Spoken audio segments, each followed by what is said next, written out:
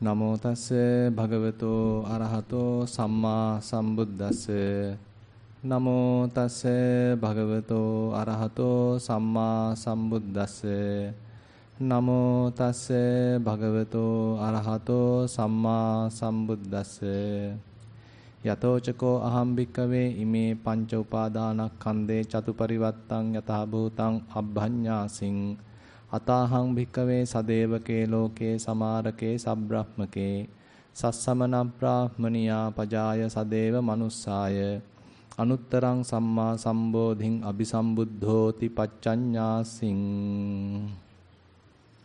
Dear venerable brother, Dhamma friends, so as we all know, we were discussing one interesting sutta available in the Kanda Sangyukta, where Buddha makes a kind of a declaration about his attainment, about his being the Samma Sambuddha.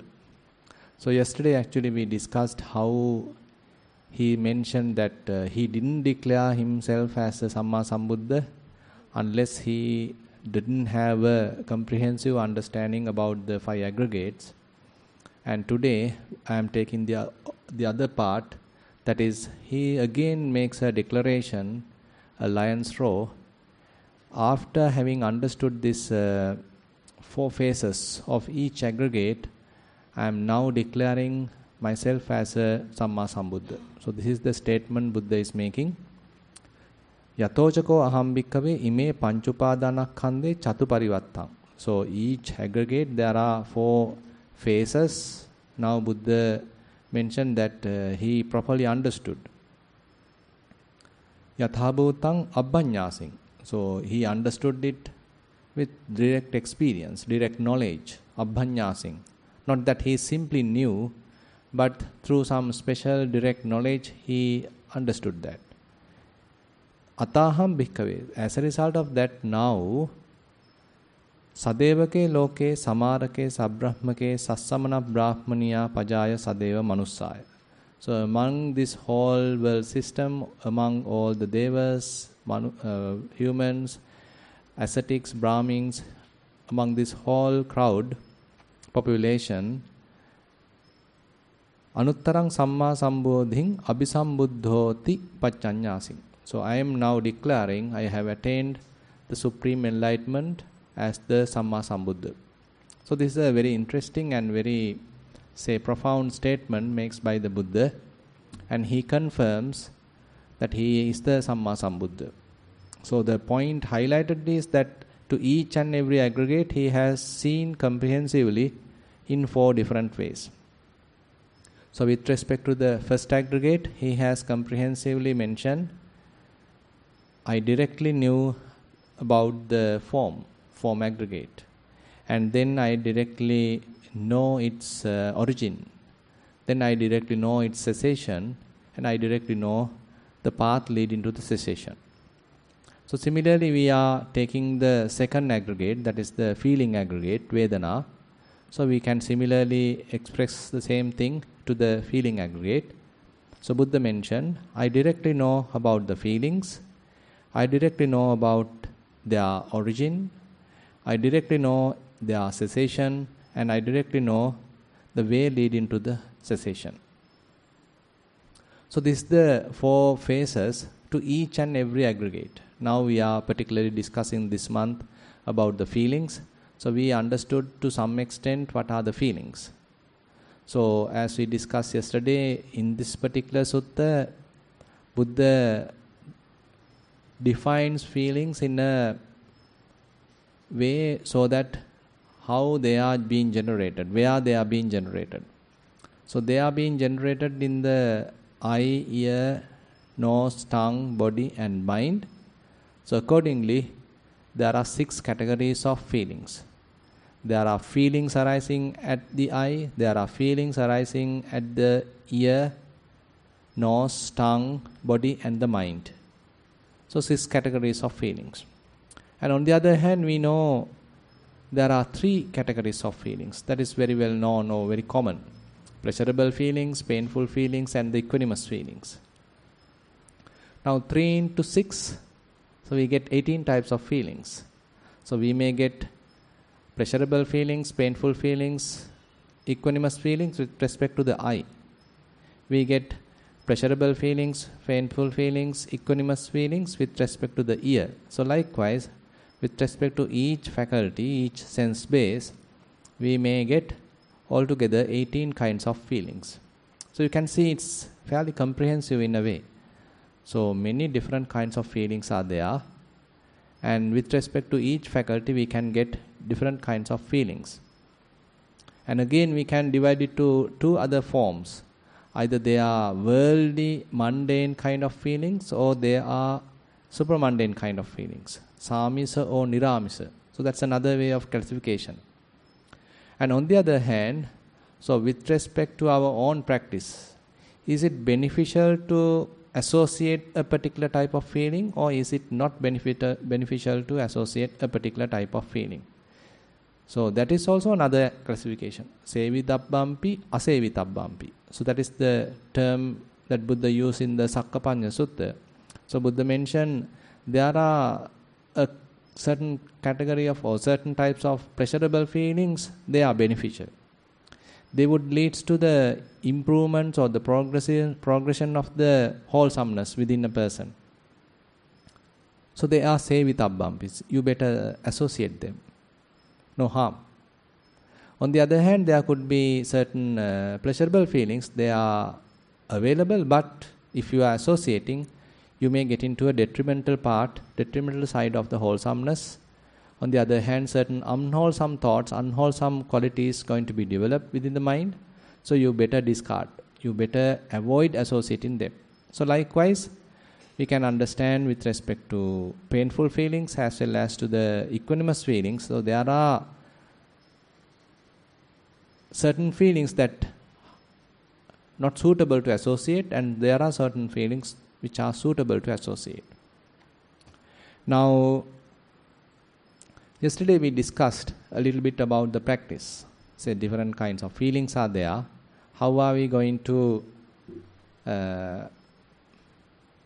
recognize them? So we need a certain amount of practice to do that. Otherwise, habitually what we do is that whenever a pleasurable feeling arises, we automatically being dragged towards that, being driven or attracted towards that. As a result of that, we identify with it. So this is my pleasurable feeling. This is I am. So I am the most fortunate person. I am the most luckiest person. Because we identify with a very pleasurable, fantastic type of feeling. So unknowingly I became that.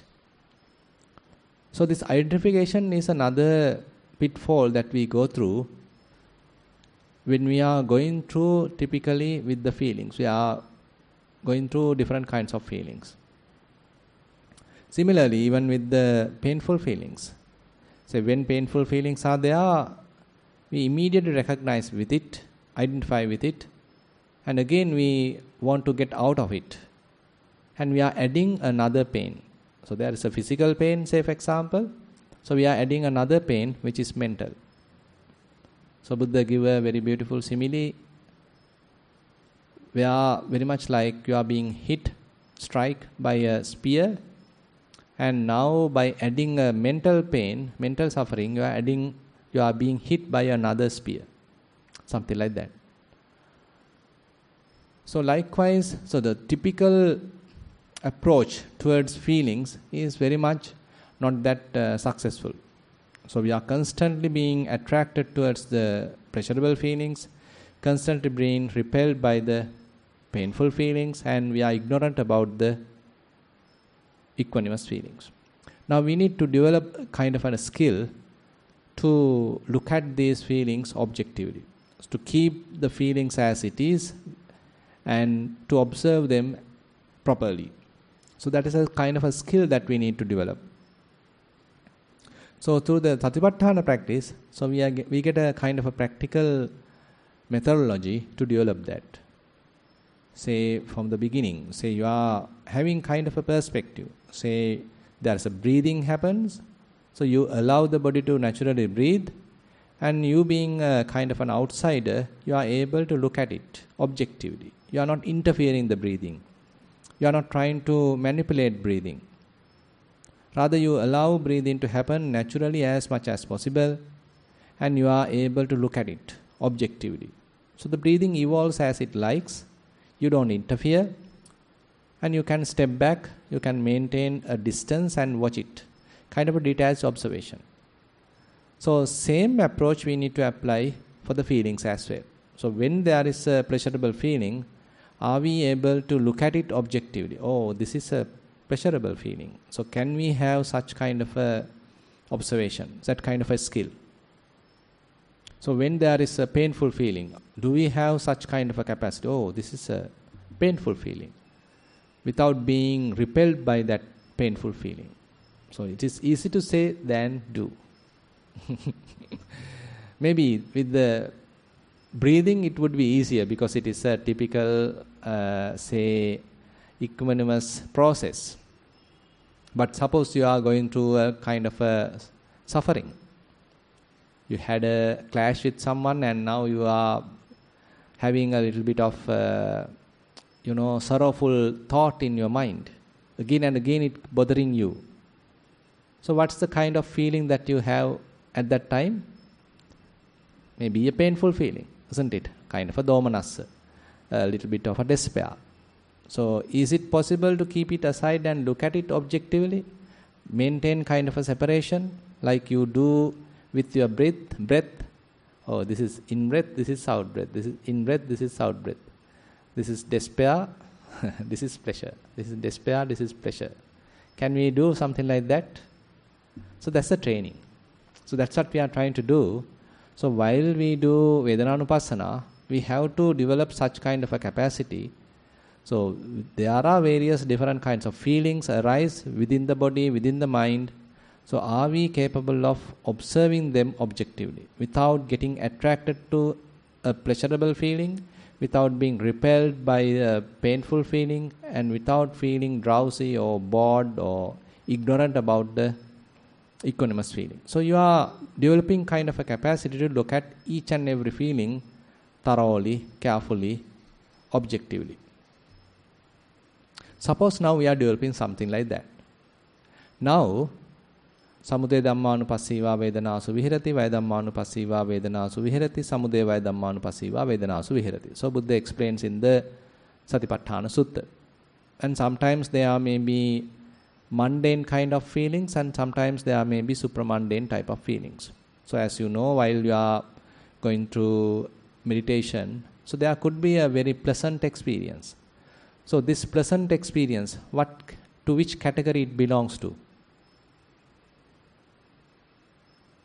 Now assume that now we know that there are 3 categories of feelings.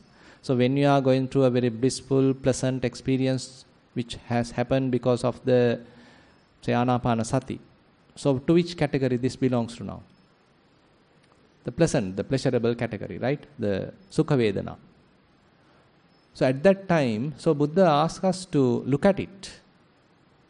Pīti patisangvedi asasissamiti sikkati. Isn't it? So there is a kind of a pleasure arising. There's a kind of even a bodily pleasantness, joy arising. So now the advice is look at it. Just look at it as an outsider. Pīti patisangvedi asasissamiti sikkati. And then Sukha patisangvedi asasissamiti sikkati. So there's a pleasantness, there's a happiness, there's a joy available. So rather than being dragged in it, rather than being identified with it, are we able to look at it objectively? So that's the advice. So this is the Vedananupassana. Pīti patisangvedi, Sukha patisangvedi. So we should have that capacity even when we are meditating. If we come across these kind of pleasant feelings, it is possible. And at that moment, so rather than we are sort of identifying with it, oh, I am the one experiencing this pleasant feeling. Today my meditation is pretty good. Let me have another session next time. So the same kind of pleasant, blissful experience. So that is a wrong approach. But the correct approach is the moment that you understood, okay, now everything is happening smoothly, I am experiencing kind of a present feeling. So let me step back and watch it. So that ability to look at it objectively. So it is something that we need to develop. Probably we need to remind ourselves. So while we go through our meditation practice again and again, so we need to remind ourselves, okay, there's a pleasant feeling, there's a painful feeling, there's a equanimous feeling, that's merely a feeling. There is no a person who is experiencing, there is no experiencer in other terms, but there is a feeling. So we are keeping the feeling as it is and watching it objectively. Either it may be pleasurable, painful, equanimous, doesn't matter. Suppose now you are developing like that. So in that sense, if we are developing, now you get a kind of a proper perspective, they are merely feelings. They happen due to what? Yesterday we discussed. Contact, right? Contact causes feelings. So due to contact, the feelings happening. So probably you can little bit carefully observe what are the causes arising or rather causing to generate these different kinds of feelings. Probably you can understand, okay, they are the contact. Different types of, different tones of contacts happen and corresponding feelings also happen. If not these contacts are available, so the resultant feelings are not also going to be available. So it's completely dependent. So the feelings are completely dependent on contact. So if something is completely dependent on something else and to which we don't have any control, so do we have the control to the feelings then? So then we don't have control to the feelings either, because the causes making them, causing them also don't have any controllability to ourselves. So the more we observe these different kinds of feelings, so we may understand how transient they are, how impermanent they are, how vulnerable they are. And as a result of that, we may understand, okay, I mean, can we put or can we identify as a person to these feelings? Can we get lasting happiness through these feelings? Because they are so vulnerable. I can't manage them. I can't control them. So then can I say that I am going to have everlasting happiness? You can't. Because you understood that things are very, very impermanent, transient, irrespective of either pleasant, pleasurable feeling or irrespective of painful, unpleasant feeling. So all are quite transient.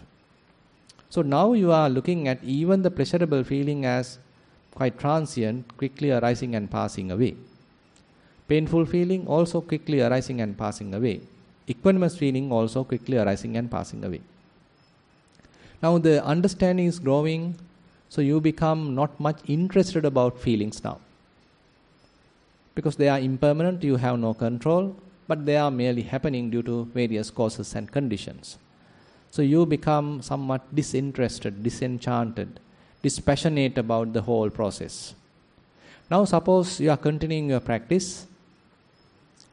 Now at a given moment, when this knowledge, understanding develops, so your mind might get released from the feelings.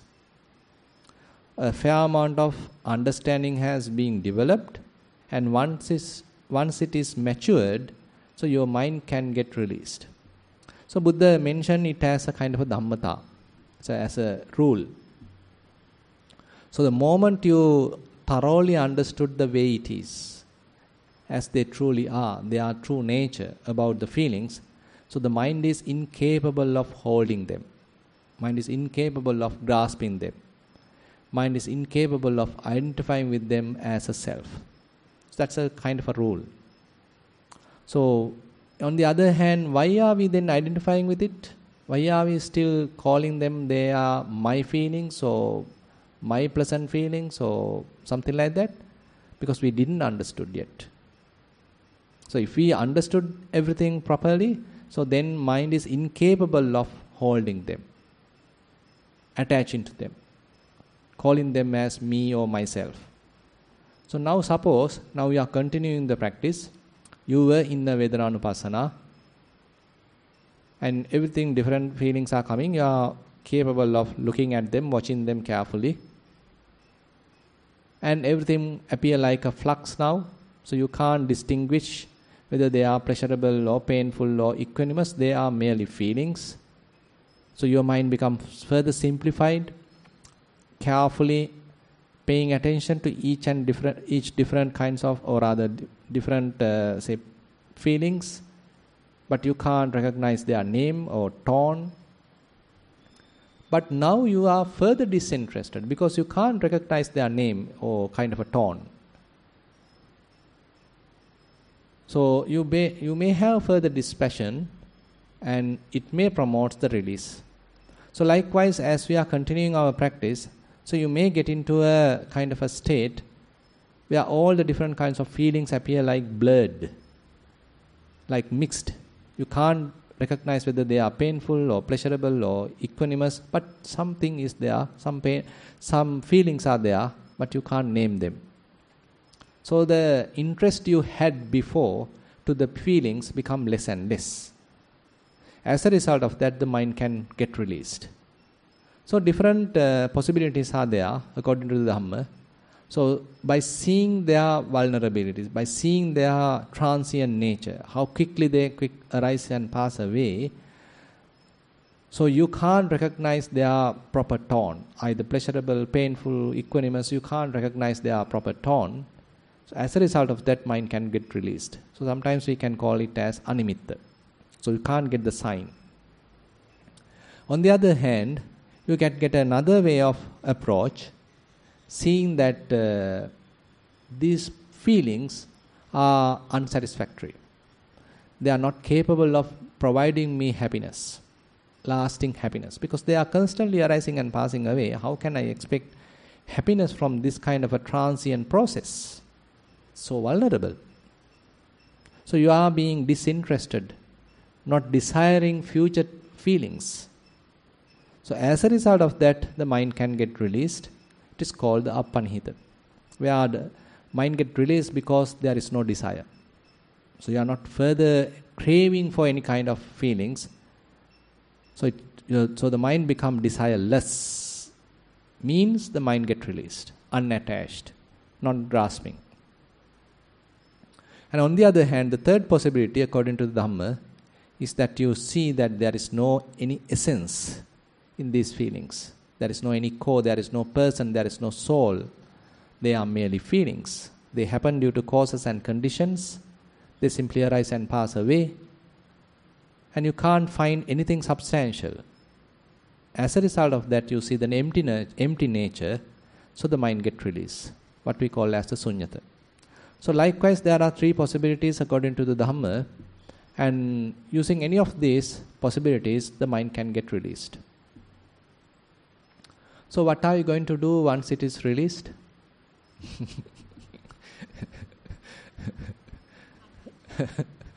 Yeah, just wait, just be. Do nothing. So if it is released, we have to do nothing. So that's the most difficult part. Doing nothing. Because so far we were associating something. Always we had a kind of a feeling. But now, not much of any kind of a feeling that you can't identify with it. It may appear like quite boring, like you are in a vacuum. So we have to have fair courage. So the next time, again, as a result of the practice, again mind get released. Okay, just be. So again you are going through it. Again, if we repeat the same proper process, again mind get released, just be. So likewise, it's another kind of familiarization process. You know that when you are getting to a new job, you are going through a familiarization program.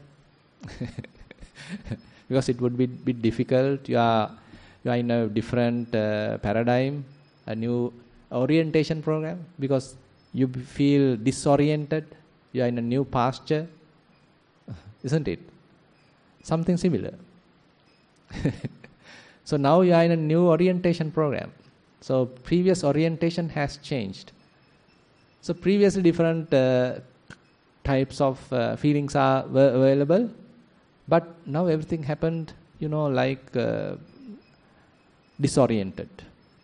You lose your coordinates, attributes, telling that you are so and so.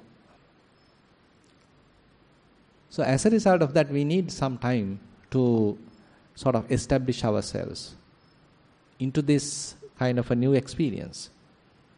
Because we were used to always get different kinds of feelings through our eyes, ears, nose, tongue, body, mind. But now, they are very much like inactive.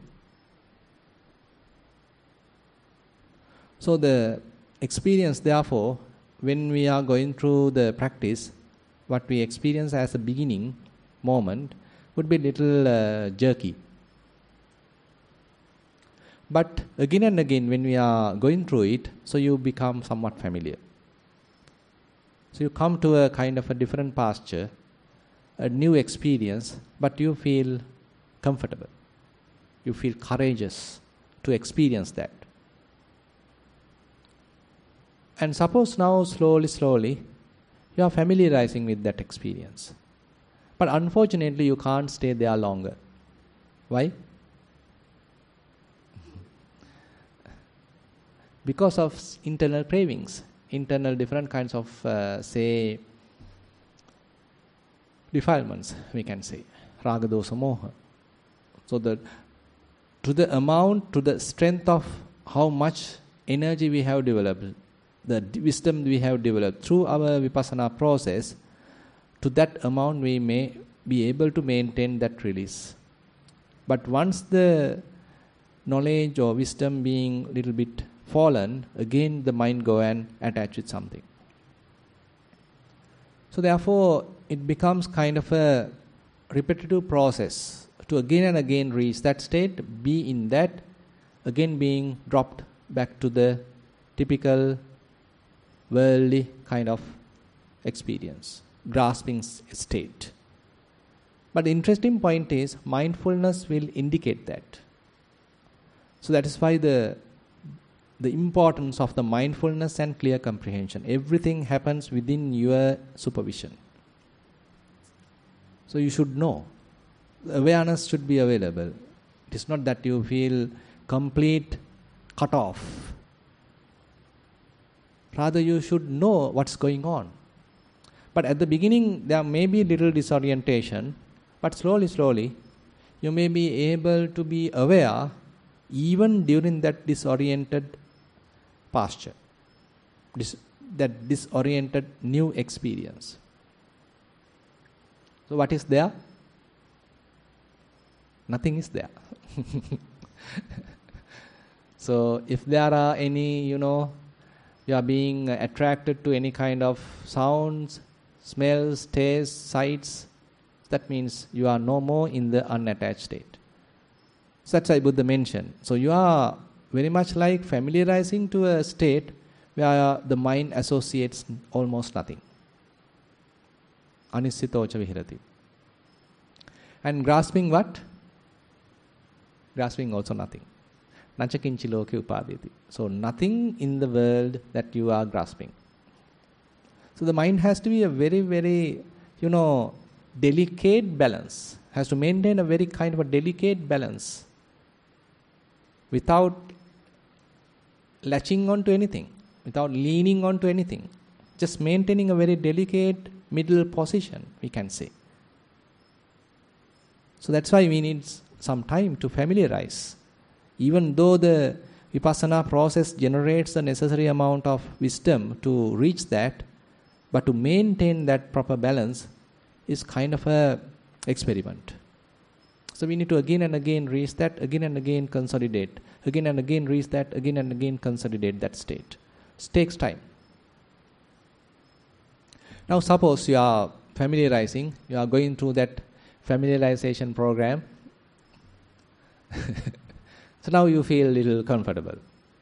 You know where the toilet is, you know where the garbage can is, you know where the cafeteria is, you know where the boss, the office of the staff officer, whatever it is. So you are now familiar. And you know the routine time, the work, everything. Now you feel familiar. So likewise, you feel comfortable. You feel familiar. It's not no more a new experience to you now. So you know the process, how to arrive there, and you know how to be there. Now we are confident. Now we are confidently staying there. So now we are growing that capacity. Say 20 minutes, 30 minutes, 40 minutes, 50 minutes. So you are dwelling there. Just be. So as a result of that, another kind of, say, samadhi, a type of concentration can develop, and which is very much like objectless. There is no a particular object for you to associate, very much like the mind feel just hanging around without anything. But awareness is available, fully conscious. You are not sleeping. Could be boring. So that is why. So we have to go through all these difficulties, say new orientations, and be familiar with it. And there is nothing, but you are fully aware. So assume that we are going through that. Now assume that we are familiarizing even during the walking. Say you are quite comfortable while sitting. How to arrive that state? How to dwell in that state? And Buddha mentioned, so since many different paths are available to achieve this, so Buddha mentioned, so this kind of a experience as upekka nanatta nanatta sita. So it is very much upekka, very much equanimous, but it has different routes, different approaches.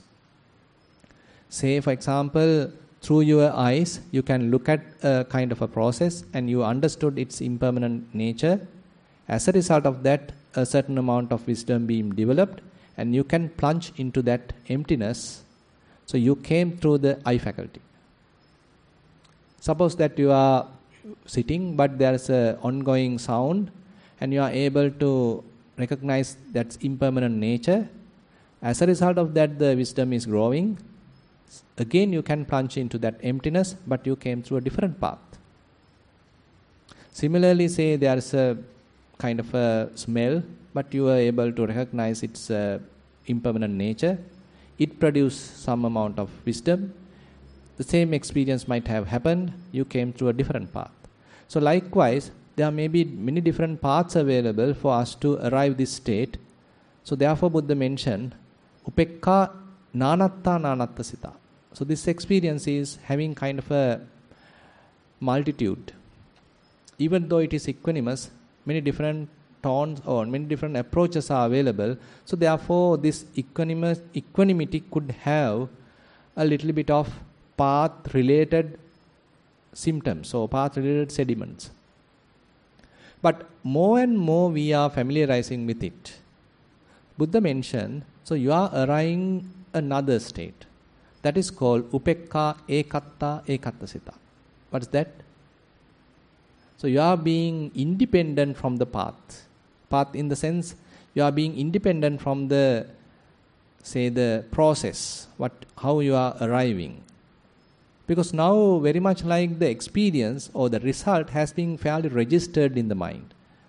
Now you don't need the path. You can quickly jump into the state, to the result. So the experience is fairly independent from the path. So the Buddha mentioned it is very much like a upekka ekatta ekatta sita, almost the samatha. Almost like samatha experience. So that is why Buddha mentioned upekka ekatta ekatta sita is similar to non-material jhana, immaterial jhana, arupa jhana. But we came through a huge Vipassana background, but now experiencing something like Samatha experience.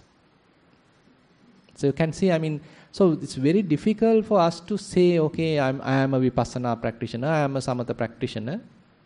So it's a blend of both is necessary for us to develop. If our mind being scattered, restless, so we shouldn't be ashamed to say, okay, I am now practicing a little bit of Samatha so that mind become somewhat quiet, calm, relaxed, concentrated. And if you are saying, now you are practicing, say, investigation of different phenomena, yes, I am now practicing Vipassana. Fair enough. And as we say right now, so you have gone through a fair amount of Vipassana, and but right now one may be experiencing almost like Samatha experience.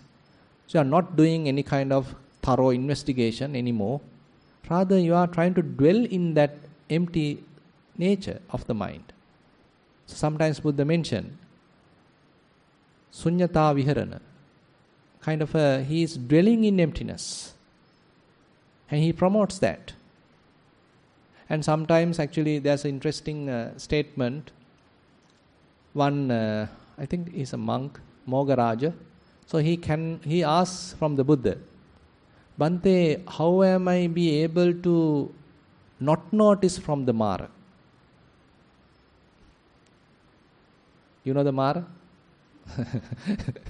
So he want not to be noticed by the Mara. So what's the Patipada Buddha mentioned for that?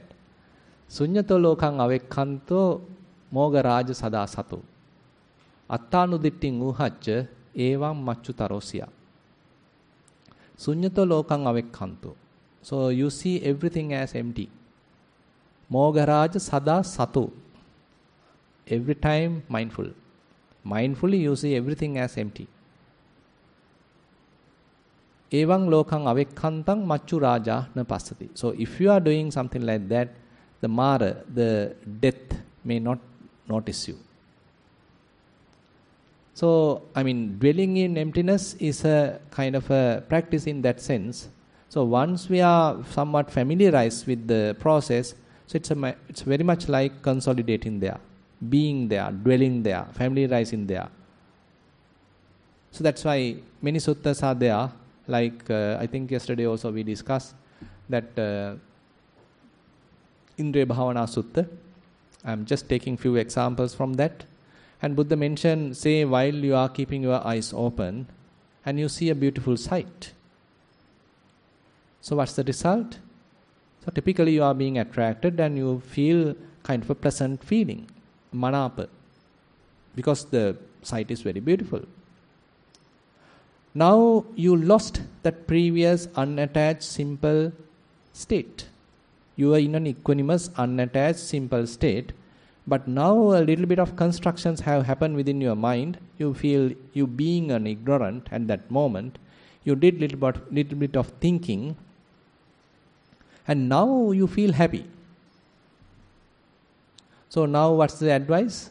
Buddha say, okay, see that this is a constructed state.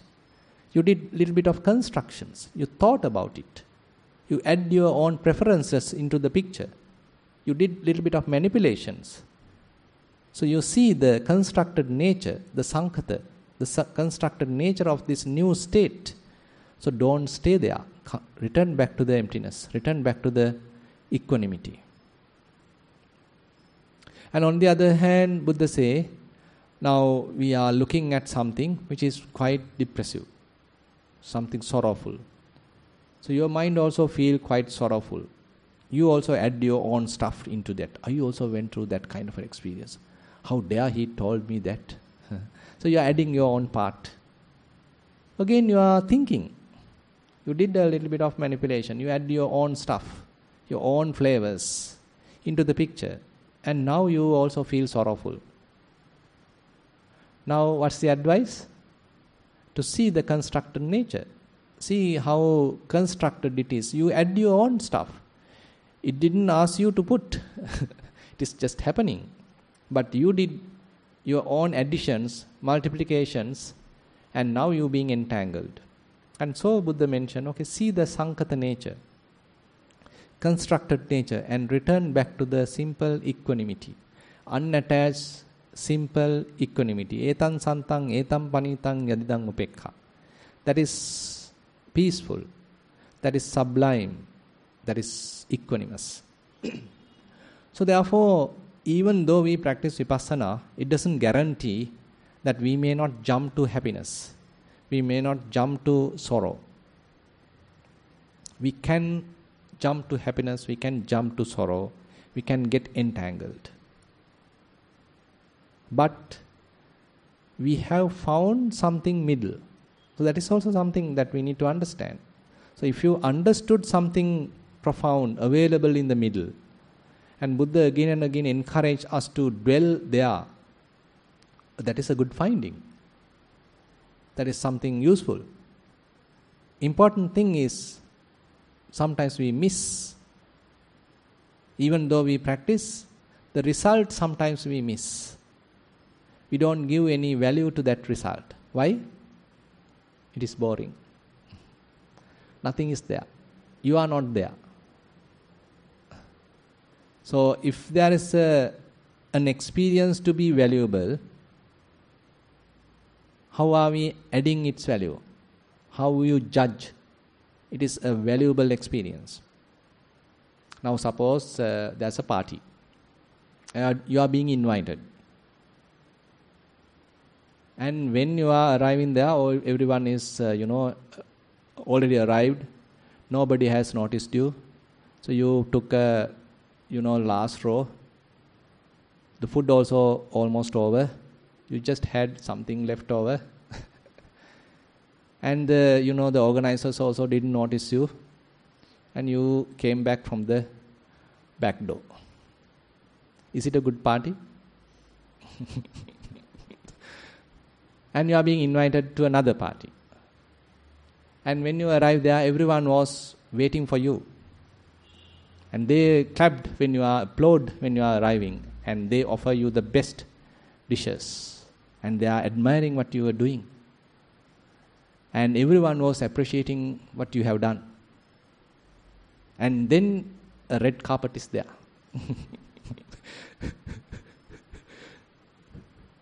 You are being welcomed. So you are being, crowned. Is it a good party? Why not?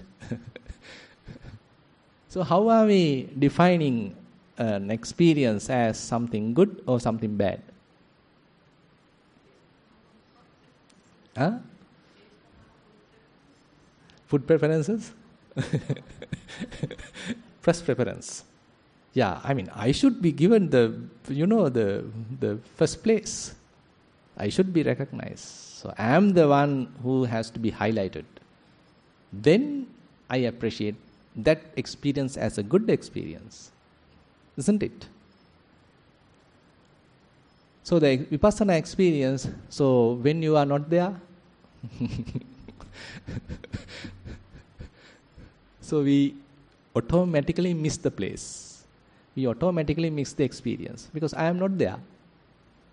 So how can I even experience that without me? So that's why it's very difficult. So for us to recognize even such kind of an experience because I am not there. For the grasping has to happen for me to appear, but when the grasping is not available, even I am not there. So the experiencer is not there. But experience is there. Experiencer is not there, but an experience is there. So that's why it's a different way of looking at things. There's a fair chance for us, even though we practice diligently, even though we arrive proper, non-grasping state, still we can't notice it. Still we are not appreciating it. So that's why we need the Buddha's teaching. That's why his encouragement. That's why we need his guidance for us to notice that, to dwell in that, give some value to that, some appreciation to that, even though I can't appreciate that. You can't appreciate that. So So if we are familiarizing such kind of an experience, Buddha say, Yehi kechi bhikkhave samanava brahmanava evaṁ vedanam abhiññāya evaṁ vedana samudayam abhiññāya evaṁ vedana nirodhaṁ abhiññāya evaṁ vedana nirodhagāmini patipadam abhiññāya vedanāya nibbidāya virādāya nirodhāya patipanna te supatipanna. So if they are practicing to go through this kind of a process, to understand the true nature of the feelings and to understand their causes, to understand their cessation, and to understand a kind of a full-fledged path to arrive at. And now you are not interested about different kinds of feelings. You feel dispassionate about different kinds of feelings, as we just discussed. Vedanaya, nibbidaya, viragaya, nirodhaya patipanna. And you are continuing your practice, feeling not much interested about different kinds of feelings. And Buddha say, they supatipanna. So you are in a correct path. You are in a beautiful path, profound path. Ye supatipanna te imasming dhamma vinaya gadanti. So you are in the correct path. So you are slowly established in this dhamma. Te imasming dhamma vinaya gadanti. So you find footing in this dhamma. So we need to continue the path as we just discussed, and again now we have to find a footing in ourselves in the dhamma. So where are we footing ourselves? There is no place. So there is no place as such. So the non-grasping, non-associating, so that is the place in a way. So that is the place that we have to associate in a way. And Buddha say, Te imasming dhamma vinaya gadanti. So they have found a different alternative. They have found a refuge. So that is the refuge now we have to, kind of experience, or we need to familiarize, we need to consolidate again and again. So that footing, arriving that again and again, being comfortable there, familiarizing there. So is it the complete Nibbana? It's a temporary Nibbana, we can say. Kind of a Nibbana, but not the full-fledged Nibbana. Sometimes Buddha give a term like Tadanga Nibbuti. So everything's happier, you go through the proper process. Vipassana knowledges have ripened. And till they are available, till they are ripened, you are experiencing an unattached state of mind. You are not burning. You are not burdened. You are not attached. You are not entangled. And as a result of that, you are in a kind of a relative kind of a Nibbana. Mind is not burning. A temporary Nibbana. So we can't achieve the full-fledged Nibbana without going through this kind of a temporary Nibbana. So sometimes that's why we are hurry up to tell, okay, I am an Arahant. I don't know whether we have gone through the whole process. It's very unlikely that one can become a full-fledged Arahant without going through, this kind of a progressive stages. So again and again familiarizing, again and again reaching, dwelling, and again being caught up, again and again correcting ourselves. So it's a practice, a way of life. That's why Buddha give a simile. So as we just discussed, when we are seeing something, because we are living, it is not that we are always simply keeping our eyes closed and in a extreme concentration. Rather, when you are going out, again you see a beautiful sight, again you get entangled, again you do constructions, fabrications, again in a kind of a fabricated happy state. So the reminder is, recognize this is a fabricated state, constructed state, and return back to the equanimity. So you need to familiarize with it. You need to do it. Return back to the equanimity. Now again you see something depressive. Suppose you hear someone blaming, criticizing you. So what happened? So you add your own stuff. He did that last month also. Today also he is doing. How dare he is telling this to me? I didn't do that. So you're adding your this and that. And you start thinking. Start crying. So are you going to continue crying? It can happen. It even happened to this Visakha. You know the story? That Visakha is the female devotee of the Buddha who is so generous.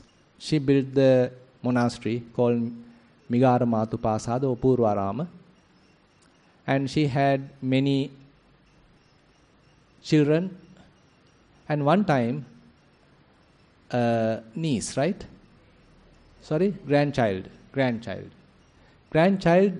met with an accident or something and she passed away. So what happened to Visakha? She started crying. Quite obvious. Because the grandmothers really love grandchildren. So that's why they can't come attend the retreats. They have to look after grandchildren. So they can't attend a retreat because sometimes actually I got a really interesting story. One of my relatives is saying, Bante, I am happy to be a mother, but I am not happy to be a grandmother.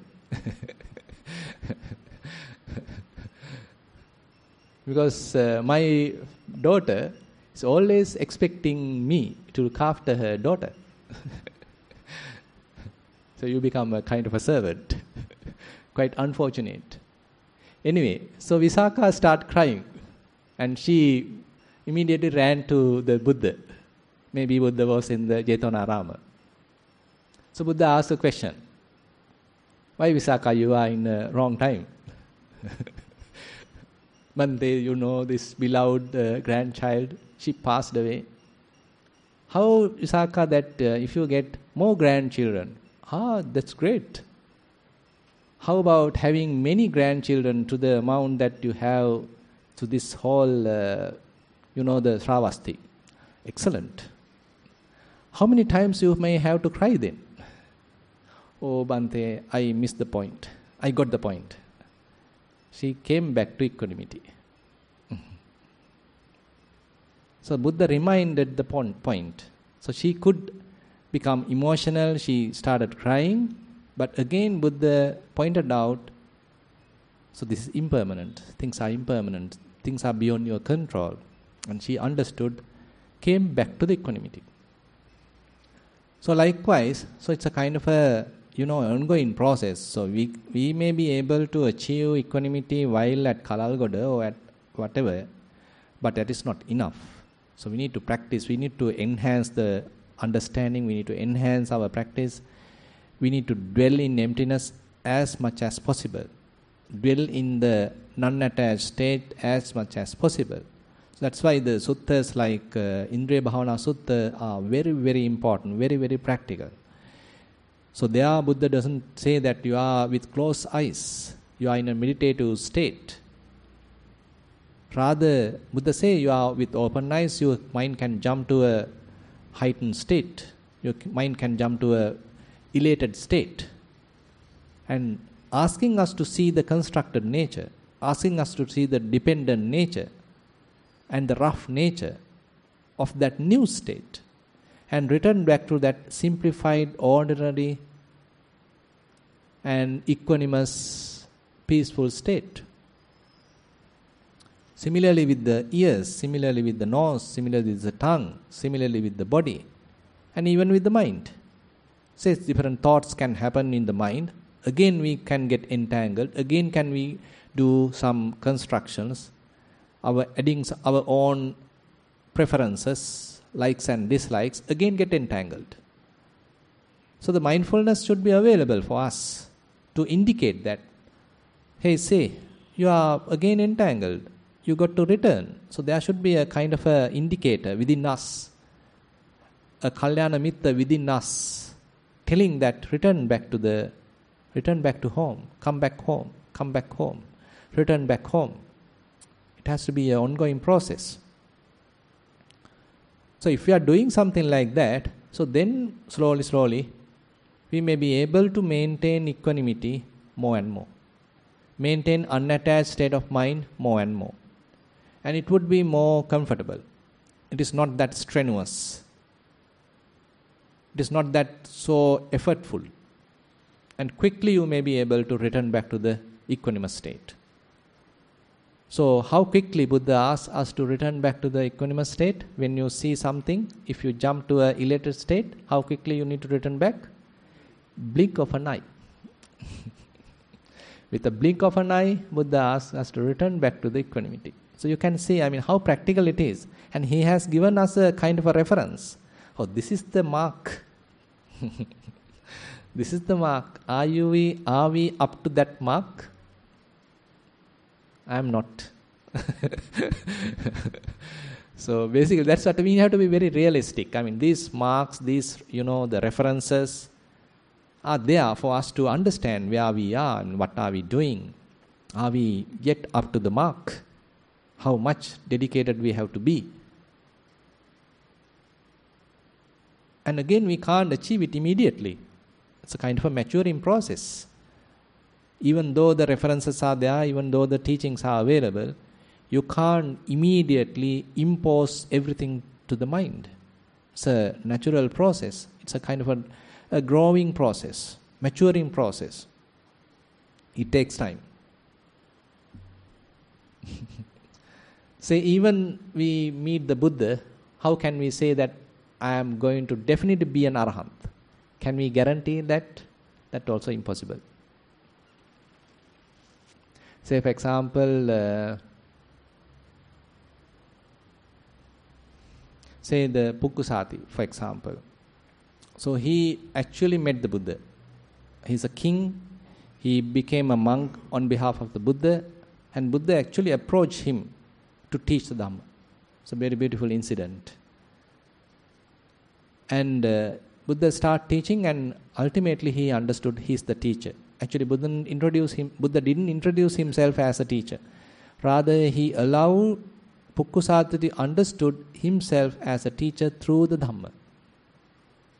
So as Pukkusati is developing his understanding more and more thoroughly, he paid respect to the Buddha, asking for forgiveness because he couldn't understood previously him as the teacher. And anyway, he attained, I think, as a non-returner, but passed away. Even though he met the Buddha, but he couldn't achieve the final complete emancipation. So there are some such cases. And there are other instances also. They even met the Buddha, or they didn't even meet the Buddha. Still they became Arahant. So these are very, we can't find a common formula for this. It depends on all the different circumstances. And our own parami also, and how dedicated we are. So many factors are there. Anyway, so this sutta now talks about a little bit of the Arahant as well. Yechako kechi bhikkhave samanava brahmanava evaṁ vedanang abhiññāya evaṁ vedana sabundayang abhiññāya evaṁ vedana nirodhaṁ abhiññāya evaṁ vedana nirodhagamini patipadang abhiññāya vedanaya nibbida viraga nirodha anupada vimutta. So that means a person has gone through the complete practice, and he practiced so that he thoroughly understood the feelings, he thoroughly understood the causes of feelings, directly understood the cessation of feelings, and thoroughly directly understood the path leading to the cessation of feelings. As a result of that, now he has complete disenchantment, dispassion towards the feelings. As a result of that, anupada vimutta. Now he is capable of maintaining his mind completely free from the feelings. Te suvimutta. So they are fully liberated. So does that mean he can't feel? He may be able to feel, but never get grasped, never get attached, never get hold on to. So that's what we need to understand. So otherwise we get a wrong interpretation. Now there's an interesting statement that Buddha, while eating food, do he feel the pleasantness, the flavor of the food? Yes. So don't misunderstand. So being an arahant does not mean that you feel completely, say, cut off from the feeling world. So you may start feeling everything, but never get attached, never start grasping things. So that's the difference. So Buddha feel each and every taste, flavor. So that's being explained. But he never understand any kind of an attachment, any kind of a greed towards the food, towards the flavors. So similarly to the other things as well. So he being inspected by one called Subha. So he actually submitted a research paper finding this. That he understood, okay, Buddha also go through all the flavors, he understand the flavors, but not greedy of any of the flavors. So, te suvimutta. Ye suvimutta te kevalino. So, the person who is fully liberated, they are the consummate ones. Te kevalino. Ye kevalino vattan tesang natti panyapanaya. So, the ones who are fully liberated, so they are beyond the typical reference system. They are beyond the typical conventional referencing system. So, a kind of a very deep statement. So, what is this referential system? Or how are we referencing a person? Now, say for example, when we are identifying a person, recognizing a person, say we have to have a body, right? So he's an old person, he's a person with the black hair or gray hair. So he's with this skin color. So his shape is like this. So the body is one attribute that we are using in order to identify a person. Feelings are also similar, that he is doing well now. So it's another attribute. Oh, he is suffering right now, he is going through a disease right now. So feeling tone is another attribute. Perceptions, so this is his name, he is from this village, this is identity card number. So many different other perceptions, marks, signs. And this is his creations, this is what he has done. So he is a good person, he has done all these different merits. And he worked at that particular place, he holds these kind of places, he holds these kind of designations, all the constructions, all the sankharas. And the faculties, the cognition part. So the statement is, so we can't simply use all these typical referential system to recognize an arahant. Or on the other hand, he is not using any of these to recognize him as a person. We may be using, but he is not. So we can see and say, oh, this is the Buddha, this is the Venerable Sariputta, this is the Venerable Moggallana. We can say, I don't know, if we know them, we know, okay, we can say. But internally, are they recognizing, I am as a Buddha, I am the Buddha, I am the Sariputta, I am the Moggallana. So that kind of a self-identification is not available within them. So that's a difference, kind of side that we need to discuss. So that recognizing with respect to these aggregates as a person is not available in the arahants. So who is dying? So that's another question. So you can, these are very interesting questions, by the way. So arahant is passing away, but there is no arahant. Buddha is passing away, but there is no Buddha. So sometimes we feel, there is no Buddha.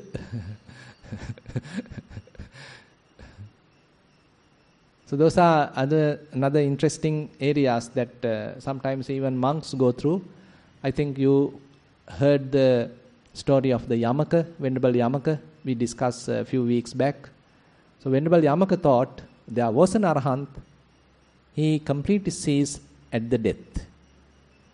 So then Venerable Sariputta has to intervene and show him, even while living, there is no Arahant. There is no person as such. It's a mere convention. So likewise, there are some interesting areas that we need to look into with respect to the experience of an Arahant. So the simple statement given is, Ye kevalino vattan tesang natti panyapanaya. So typically, the worldlings identify with so many different things and they declare themselves as so and so. But for an Arahant, there is no such kind of a declaration. There is no such kind of a conventional declarations. Okay, with that, I like to conclude today's Dhamma sermon. Thank you very much for attentive listening.